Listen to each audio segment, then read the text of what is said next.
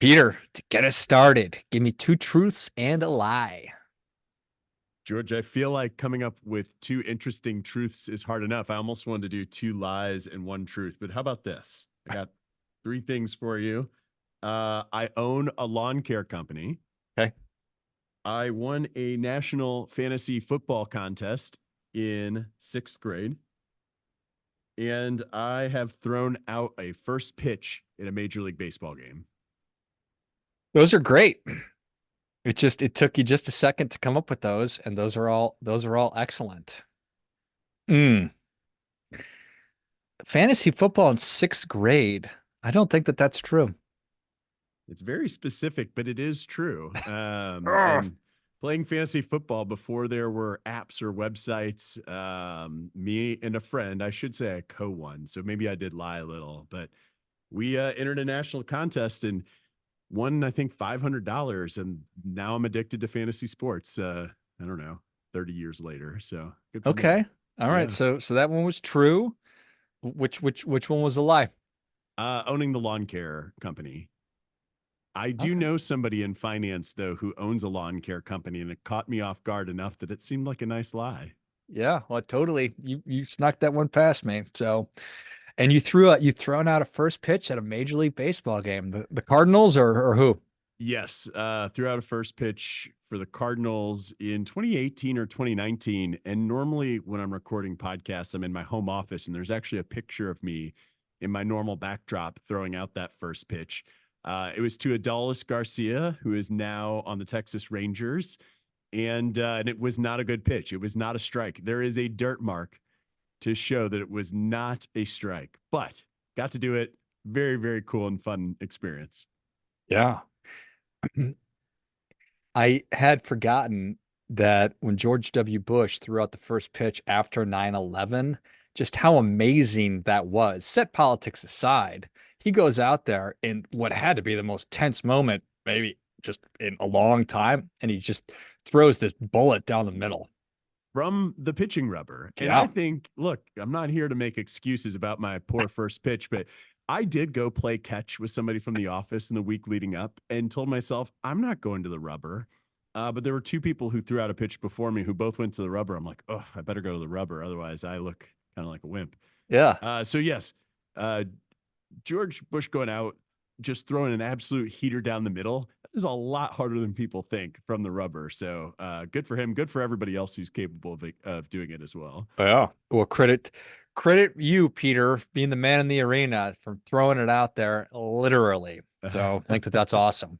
All right, good job. You got me. Well done.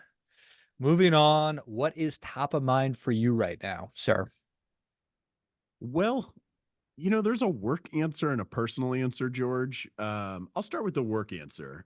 So we're recording this in January. And so I feel like I spend a lot of this time of year trying to think of new ways to answer common client questions about their investments.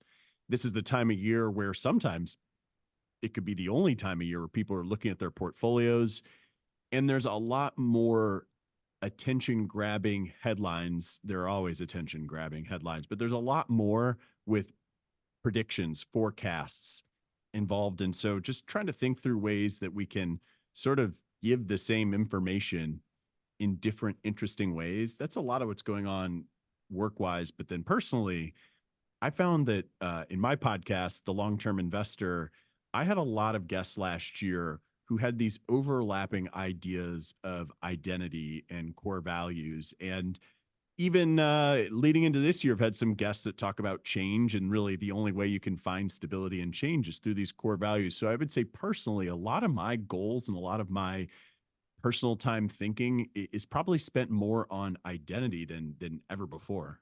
Not midlife crisis, but truly in the academic sense, there's just so many benefits in thinking about saving for your future self and thinking about diversifying what gives you energy. I'm a father, I'm a husband, I am the chief investment officer at Plancorp, and I am an author and a podcaster. And I would argue that my identity probably was overly weighted towards work. And if you took away work pieces of my identity, well, then I'm going to be unhappy and irritable. And similarly, the things that I think about in planning for, let's say, retirement, somewhat arbitrarily, but anytime multiple decades out in the future, that person I know, academically is a complete stranger to me.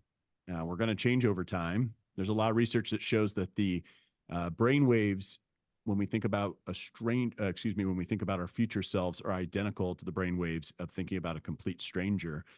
And there's a psychology professor at UCLA who describes your future self sort of like your spouse. Like you have a lot of the same core values, but you wouldn't buy your spouse a gift. Like I wouldn't go out and buy my spouse a new driver because that would be a gift for me. There are some core values that make my wife and I kind of a unit. And if you think of your future self as someone you were married to, but who's going to be very different from you, it does sort of change how you plan for the future. So we're kind of at that time of year. People are setting goals, trying to make resolutions and looking forward, and looking at identity and even trying to personally diversify it a little bit has been a big focal point for me, at least the last few months. No, I appreciate that. Thank you. What what what did something happen that prompted that? Just the time of year? I think it's just I happen to have a string of guests, most focused in the behavioral finance arena, but some who are just psychology and decision making experts. And I think that just sort of occurred to me when I'm going through the goal setting process for each year, which is something I take 1 to 2 days off from work, create a lot of space. Sometimes I will even check into a hotel and really create a lot of space for myself to map out what I want to accomplish. And to me, that just seemed to be a piece where I know my annual goals always had so many achievements or work related or even habit related goals, benchmarks, mile markers, just nothing really on the personal side. I would say that the founder of Plancorp, he passed away at the end of last year. And, I remember when he retired, it seemed like his work life was such a big part of his identity. Now he had identity tied in other things. He was a big hunter. He was big into music. He loved college football. He had all these other pieces. But I also watch people go through retirement and they have this grieving period where the purpose and energy level just is so different. And so to say that it was one instance that triggered it, it's probably a collective where I see people going through this pretty regularly. I think almost all parents probably experience this when their kids go to college. And so it's where can you find areas of identity so that when they go away, you're not shaken to the core. The other thing I think would be, there's a lot of focus that goes into raising a family or growing a business. Ultimately, having some other pieces to lean on so that that's not all you're focused on just makes life a little steadier overall. So that's generally, there's been some soul searching there. I used to be in a band that played out and was paid to play. I can't even believe that we were paid to play out. We were good. It's hard to think I was technically a professional musician. That should have been one of the truths. Darn it. Ah, Uh, yeah, playing at bars every weekend and you have kids and you can't do that anymore. And I know that at some point I'll bring that back, but that's a big piece of identity that's lost. I identify as a reader. I identify as a traveler. I love golf and I wish I were better at it. And for as much as I play, I ought to be better at it. And these are things where, relationships and things that you can lean on when something isn't going as well in one of those other buckets is really important just to overall holistic well-being. that makes a lot of sense. Do you when do you have a regular writing practice or journaling? You're obviously a thoughtful guy. I sporadically have a regular process. So I've gone periods where I've journaled 100 days in a row. Um, when I was writing my book several years ago, no matter what book or otherwise, I would write 750 words before opening emails. That was a great practice. I have an agreement for another book that I'm just not sure when I'm going to write. And I know writing's one of those things where the more you write, it's just like a muscle. It's just like going out to run. The more you do it, the easier it becomes. And for me, a lot of these ideas that kind of are floating around in my head end up getting crystallized. And whether that's again about work or personal things, it's a really healthy process. So I do end up writing every day, but unless I'm in the midst of something, it's probably not as disciplined as it has been throughout different parts of my career. I did just order Ryan Holiday's Stoic Journal. It has not arrived. I don't know what prompted me to order it. I believe it arrives in about in a week. And I did want to, all the journaling that I've done historically has been electronically through apps. I've never done anything handwritten. So somebody suggested it was interesting and it's a relatively short time commitment every day. So looking forward to giving that a try. It's interesting, right? I'm always curious as you're thinking about identity and being proactive about looking ahead to different seasons of life. And when this goes away, what am I going to do? How do I better position myself so feeling I'm not shaken by loss. I can hopefully better navigate that loss. That's all stuff that I love. I love hearing that people are thoughtful about that kind of stuff and stuff that I would want to sit down and think about. But just writing with a pen and paper comes very natural to me. Doesn't mean I always do it, but Well, and George, I would add one more thing to that is that I think it helps you define what enough is. mm, And in the first decade or so of my career, the definition of enough for me was more. And yeah, there was some sort of break point where, look, I would love more. Don't get me wrong, give me more. Why not? And I'm still working and still climbing, but I also do have a better sense of what enough is. And I don't think that was something that was a linear process. I think that this has helped sort of crystallize what that viewpoint is. And it does help you make choices with your time, with your money. Um, it just, when you are making good financial decisions, and this isn't like, you know, working with people who make good financial decisions, they're usually just worried with how they sit relative to everybody else. I have a really fortunate position where I'm seeing a lot of people's finances. And so I know where I sit and I know what I'm supposed to do. But there is so much stuff that can't be solved in a spreadsheet with your finances. And I'm finding that even the way that we interact with clients, some of the behavioral training we're doing with our advisors, the best type of advisor these days isn't a spreadsheet person. It's a lot closer to someone who's a therapist or someone who can be that ghostwriter for the life that you want to live. Like, what is that life you want to live? And my guess is if you had to really write it out, most listeners would struggle. And even if they wrote it out, I would probably be able to ask why of them multiple times until I actually got to the answer. So it's a good process. It's for someone who's chief investment officer and has come on, podcasts with you in the past, George, and talk numbers and talk tactics. It's a softer side, but I would say that where there are shades of gray in your finances, where there are shades of gray with your investments, it's these sort of things that helps you make those sort of decisions with confidence and in a manner that minimizes regret in the future. well said. Enough. That's that's hard won knowledge right there. Uh, how long did it take you to figure it out? And what is it? If you can share.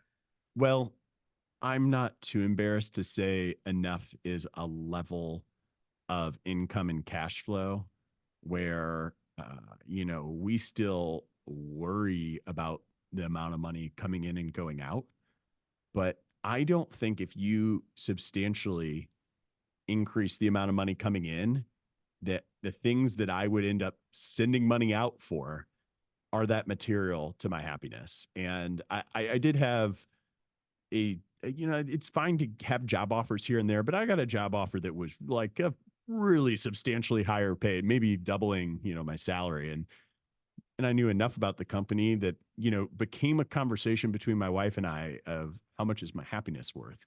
And I also love it here at Plancorp. But there is a certain point, much like an athlete, well, they might want to play here in St. Louis, but the Yankees are going to, the Dodgers are going to pay him, you know, an absolutely ludicrous number. They say, okay, well, I guess I'm moving my family because I got to do this for my family. Yeah, having that conversation was definitely one of the bigger trigger points.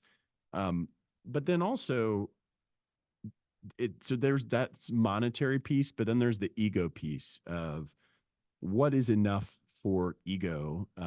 There are some leadership positions that I've stepped away from internally at the firm that come with a lot of prestige, but also take a ton of time. And every minute you're spending on something that isn't really as aligned with what you're interested in doing, that just creates stress. And then I find myself worried, well, I'm not doing these things I really love to do. And if I am finding a way to do them, it's usually coming at the expense of sleep or time with my family, or time with my friends, I guess. I'll admit, when you have kids, it is harder to find time with your friends, just period. But we still see all of our good friends here and there. Yeah, yeah, for sure. Well, all that really makes it makes a lot of sense to me. And it's not dissimilar to the idea of contentment. Do you think that that's Sure, right? sure.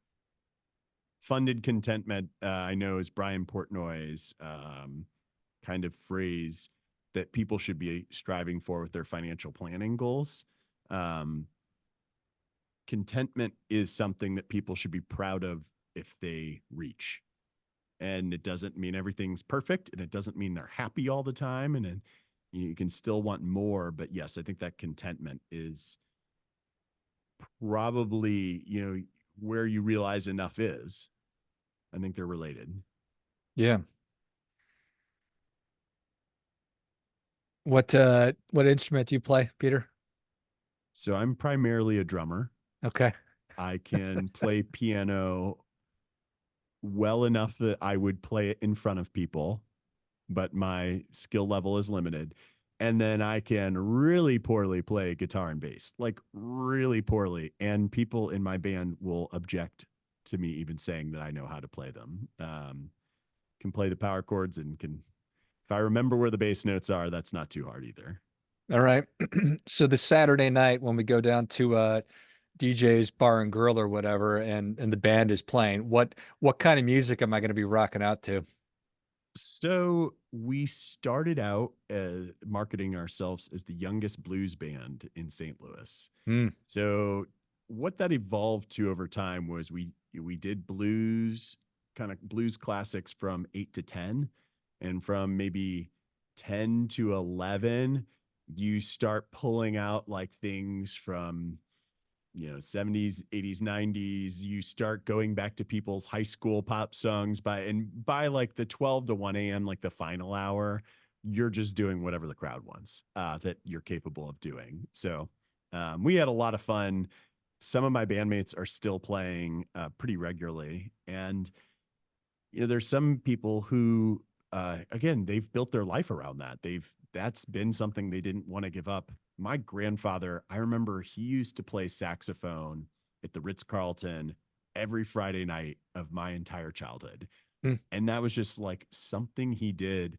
And I always think to myself, that's so cool. I hope that I can get a gig where I get to go play music. It's really, I feel very fortunate to have the talent to do it. I feel very fortunate to know others who I enjoy spending that time with, and it's just such a rush. I never had aspirations of being a rock star. That seemed too risky for my personality financially. But I did really enjoy doing it at nights on weekends. But I believe it was after I think I lasted it until my now 10-year-old was maybe one. There's something about getting home at about 2 a.m. when a baby was waking up at 5 that just didn't feel like a good fit for me. So in about 10 years, I'll be an empty nester and we'll get after it again. I love it.